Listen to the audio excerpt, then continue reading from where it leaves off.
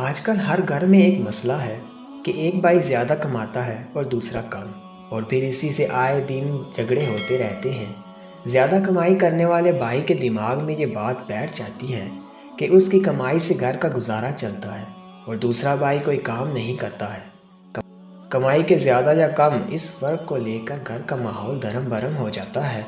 سوال یہ ہے کہ آخر اس مسئلہ کا حل کیا ہے؟ میں نے جب اس مسئلہ پر غور کیا تو اس کا حل مجھے اس حدیث میں ملا، جس کا ترجمہ یہ ہے۔ حضرت انس بن مالک بیان کرتے ہیں کہ رسول اللہ صلی اللہ علیہ وآلہ وسلم کے زمانہ میں 2 بھائی تھے، جن میں ایک بھائی نبی صلی اللہ علیہ وآلہ وسلم کے پاس آتا تھا اور دوسرا بھائی محنت مزدوری کرتا تھا۔